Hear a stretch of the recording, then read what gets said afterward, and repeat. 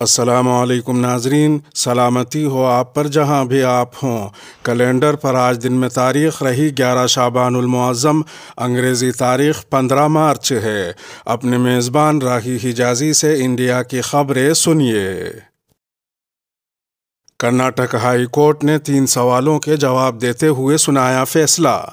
Karnataka high court نے اسکولوں اور کالجوں میں کلاسز کے اندر حجاب پہننے پر پابندی کو برقرار رکھتے ہوئے کہا ہے کہ حجاب اسلام کا لازمی جز نہیں ہے اور اس پر پابندی عائد کی جا سکتی ہے۔ ہائی کورٹ نے مسلم طالبات کی جانب سے دائر کی گئی تمام عرضیاں خارج کر دیں۔ موصولہ تفصیلات کے مطابق عدالت نے اس معاملے پر 3 سوالوں کے جوابات دیے۔ پہلا سوال یہ کہ آیا حجاب پہننا اسلام کا لازمی جز ہے؟ عدالت نے اپنے جواب میں کہا کہ مسلم خواتین کا حجاب پہننا اسلام کا لازمی جز نہیں ہے۔ دوسرا سوال یہ کہ آیا اظہار رائے کی آزادی اور حق رازداری کے تحت حجاب پہننا اسلامی تعلیمات کا حصہ ہے یا نہیں؟ اس کے جواب میں عدالت نے کہا کہ اسکول یونیفارم کے تعین پر طلباء اعتراض نہیں کر سکتے۔ اسکولی یونیفارم کا تعین ریاستی حکومت کے دائرے اختیار میں آتا ہے۔ معاملے کی سماعت کے دوران تیسرا سوال یہ اٹھایا گیا کہ آیا کرناٹک حکومت کی جانب سے 5 فروری 2022 کو جو حکم نامہ جاری کیا گیا ہے وہ من مانے طور پر جاری کیا گیا، اور کیا یہ حکم نامہ آئین کے آرٹیکل 14 اور 15 کی خلاف ورزی کرتا ہے یا نہیں؟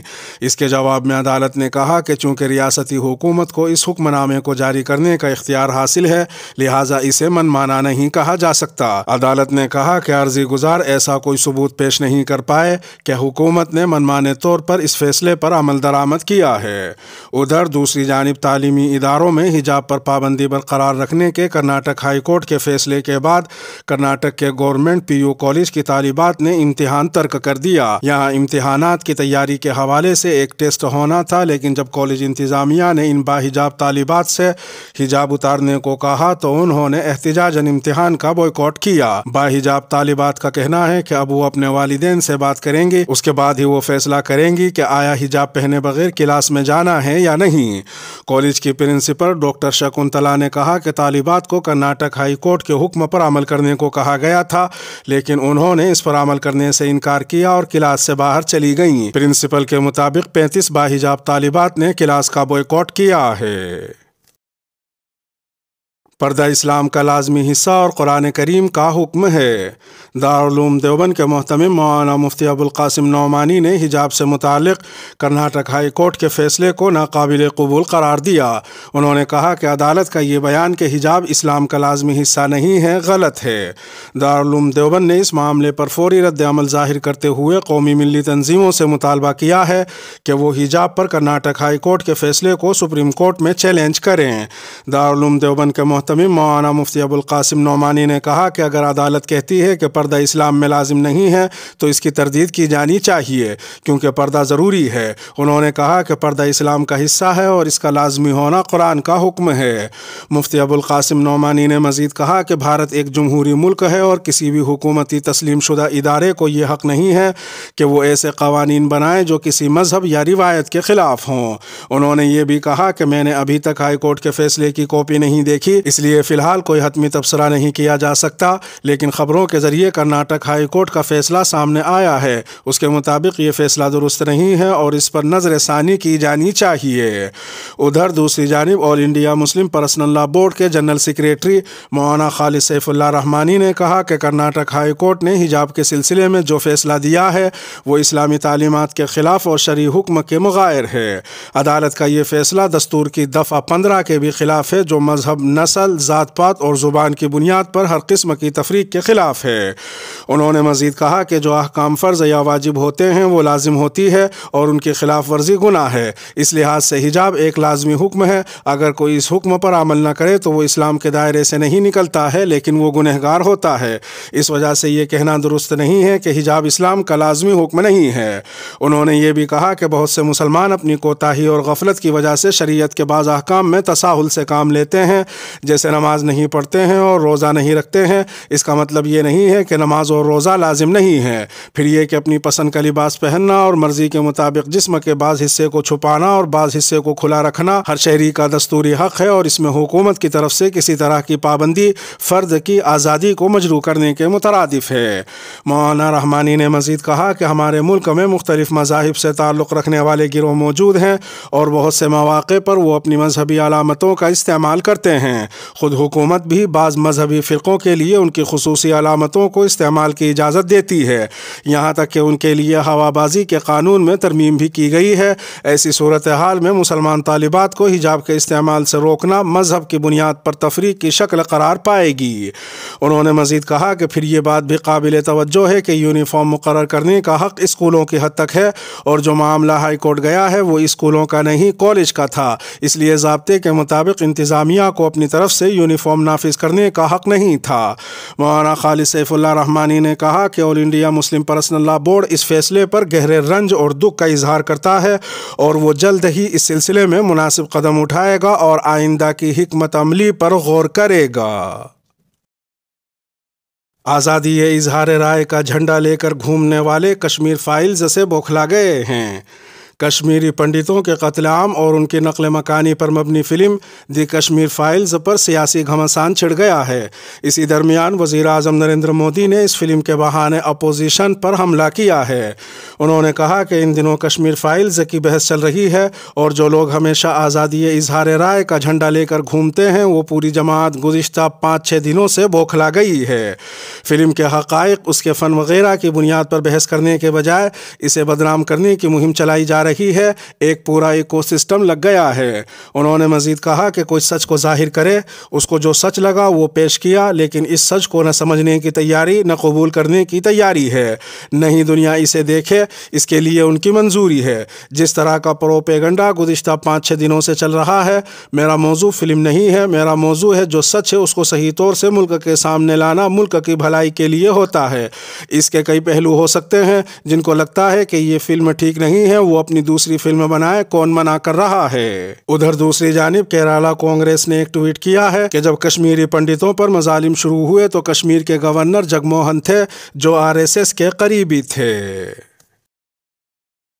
دیوبند سے گرفتار نوجوان کے متعلق ATS کا سنسنی خیز دعویٰ۔ UP ATS کے ذریعے 2 روز قبل دیوبند سے گرفتار کیے گئے 3 نوجوانوں میں سے ایک پر ATS نے انتہائی سنسنی خیز الزامات لگاتے ہوئے دعویٰ کیا ہے کہ یہ لوگ ملک مخالف سرگرمیوں میں شامل ہیں۔ ATS نے پریس نوٹ جاری کر کے بتایا کہ انعام الحق عرف انعام امتیاز ولد امتیاز میاں مقیم حال کمرہ نمبر 19 نجمی منزل دیوبند ضلع سہارنپور ملک مخالف سرگرمیوں میں ملوث ہے۔ پریس نوٹ میں کہا گیا ہے کہ فیس بک اور یوٹیوب وغیرہ کے ذریعے انعام الحق جہاد سے متعلق ویڈیوز ڈالتا ہے اور دوسروں کو جہاد کی ترغیب دے رہا تھا، جس کے خلاف ATS گزشتہ کئی ماہ سے مسلسل سرگرم تھی۔ پریس نوٹ میں یہ بھی کہا گیا کہ وہ دہشت گردانہ تربیت کے لیے پاکستان بھی جانا چاہتا تھا۔ انعام الحق ایک اور شخص کے ذریعے لشکر طیبہ کے دہشت گردوں سے جڑا ہوا تھا جس سے اس نے اسلحہ اور تربیت حاصل کرنی تھی۔ پریس نوٹ میں یہ بھی کہا گیا کہ وہ مختلف واٹس ایپ گروپس کے ذریعے پاکستان، بنگلہ دیش، افغانستان اور دوسرے ممالک کے لوگوں کے رابطے میں تھا۔ اس کے علاوہ اس کیس میں محمد فرقان علی اور انعام الحق کے ہاسٹل کے ساتھی نبیل خان ساکن مظفر نگر کے ملوث ہونے کے سلسلے میں فی الحال دستیاب شواہد کی بنیاد پر تھانہ کوتوالی نگر ضلع مظفر نگر میں مقدمہ درج کر جانچ کی جا رہی ہے۔ ادھر ایک دوسری خبر میں مدھیہ پردیش کے وزیر داخلہ ڈاکٹر نروتم مشرا نے آج کہا کہ بھوپال سے گرفتار 4 مشتبہ افراد کے معاملے میں مزید 2 لوگوں کو حراست میں لیا گیا ہے۔ ڈاکٹر نروتم مشرا نے اسمبلی کے احاطے میں نامہ نگاروں سے گفتگو کرتے ہوئے کہا کہ گرفتار مشتبہ افراد سے جہادی لٹریچر، مشکوک دستاویزات اور الیکٹرانک آلات برآمد ہوئے ہیں۔ انہوں نے مزید کہا کہ 4 میں سے 3 افراد نے بنگلہ دیش کا باشندہ ہونا قبول کر لیا ہے۔ واضح رہے کہ مشتبہ سرگرمیوں کی اطلاع ملنے پر کارروائی کرتے ہوئے مدھیہ پردیش پولیس کے انسداد دہشت گردی اسکواڈ یعنی ATS نے 2 دن قبل بنگلہ دیش سے تعلق رکھنے والی ممنوعہ دہشت گرد تنظیم جماعت المجاہدین کے 4 مبینہ ارکان کو یہاں سے گرفتار کیا تھا۔ مولانا سلمان منصور پوری کا دارالعلوم دیوبند میں تقرر۔ عظیم علمی درسگاہ دارالعلوم دیوبند کا 2 روزہ مجلس شورا کا اجلاس چند فیصلوں اور امن و سلامتی کی دعاؤں کے ساتھ اختتام پذیر ہو گیا ہے۔ مجلس شورا نے آخری نشست میں ایک بڑا فیصلہ کرتے ہوئے جمعیت علماء ہند کے سابق صدر قاری عثمان منصور پوری مرحوم کے صاحبزادے مفتی سلمان منصور پوری کا تقرر دارالعلوم دیوبند میں کیا ہے۔ شورا کے اس فیصلے سے جمعیت سے وابستہ حلقوں میں خوشی کی لہر دوڑ گئی ہے۔ واضح رہے کہ جمعیت علماء ہند کے سابق صدر قاری عثمان منصور پوری کا گزشتہ سال مئی میں کورونا کے دوران انتقال ہو گیا تھا۔ اسی وقت سے مفتی سلمان منصور پوری اور مفتی عفان منصور پوری میں سے کسی ایک کے دارالعلوم دیوبند میں لانے کی خبریں چل رہی تھیں، جس پر آج دارالعلوم دیوبند کی مجلس شورا نے مہر لگاتے ہوئے مفتی سلمان منصور پوری کا انتخاب کیا۔ قابل ذکر ہے کہ دونوں صاحبزادگان نہ صرف جمعیت علماء ہند کے سرگرم کارکن ہیں بلکہ مفتی سلمان منصور پوری جمعیت علماء ہند کے نائب امیر ہند بھی ہیں۔ مجلس شورا کے اس فیصلے کی تصدیق دارالعلوم دیوبند کے محتمم مفتی ابو القاسم نعمانی نے بھی کی ہے۔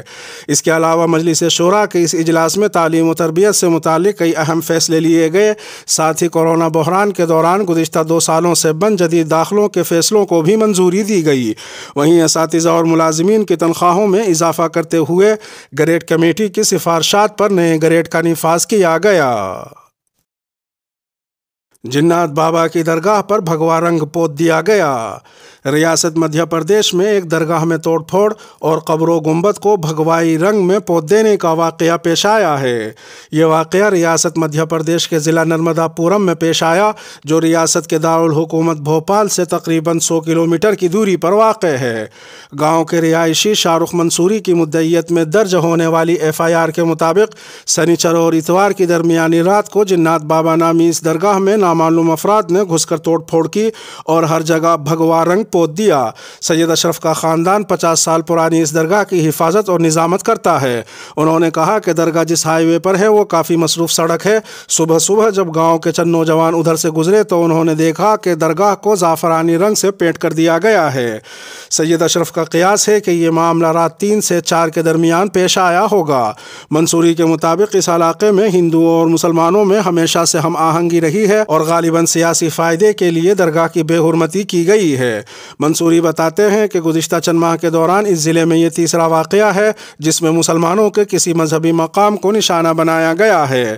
سید اشرف بتاتے ہیں کہ مقامی انتظامیہ نے شروع میں کارروائی نہیں کی، جس کے بعد مقامی افراد نے ہائی وے پر احتجاج کا فیصلہ کیا اور سڑک ٹریفک کے لیے بند کر دی گئی۔ ان کے مطابق گاؤں والوں کے احتجاج کے بعد انتظامیہ حرکت میں آئی، FIR درج ہوئی اور فی الحال درگاہ پر پولیس تعینات ہے۔ پولیس نے دعویٰ کیا ہے کہ ملزمان کو جلد گرفتار کر لیا جائے گا۔ ٹاؤن انسپکٹر کا کہنا ہے کہ پہلی نظر میں ایسا نہیں لگتا کہ یہ کام مقامی نوجوانوں نے کیا ہوگا۔